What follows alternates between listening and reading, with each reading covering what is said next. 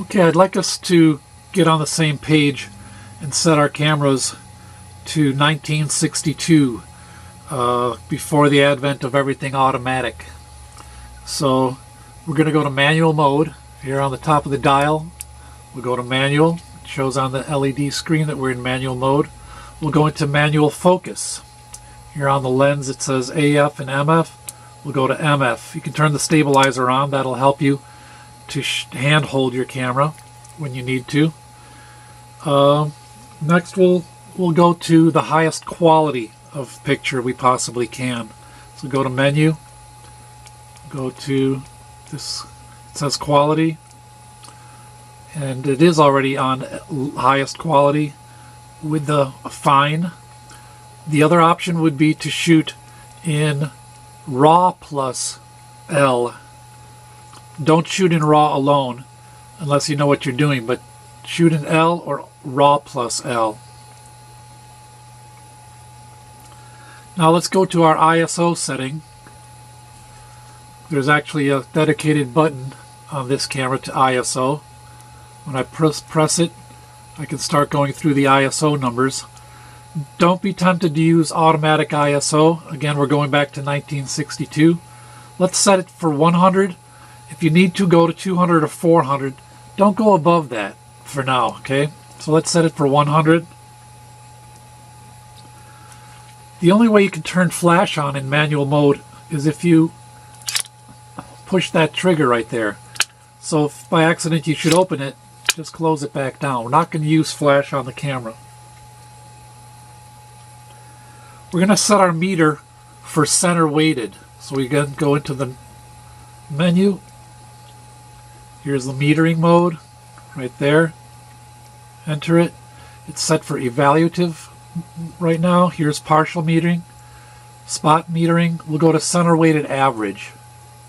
Let's set that. The only automatic that I want you to use is auto white balance.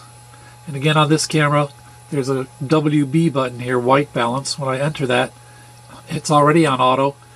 But if you were shooting outdoors in bright sunlight, you'd set it for daylight, etc. I believe that it's very easy to forget that you've set it for one setting and then you go from outdoors to indoors. So better let the camera do auto white balance. It's the only auto that I want us to use right now.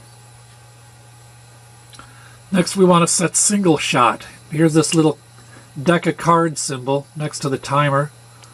When I click on it, it'll show single shooting, continuous shooting. That means if you're holding down the trigger, it'll shoot a burst. And you can set the timer. Here's a 2-second countdown, and here's a programmable countdown. So we'll set it for single shot.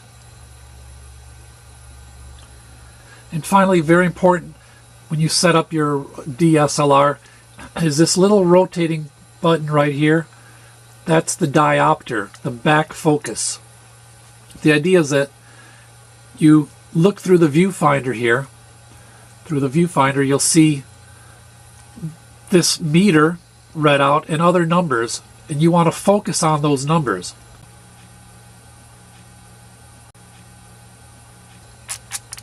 You can kind of hear it as I dial through it.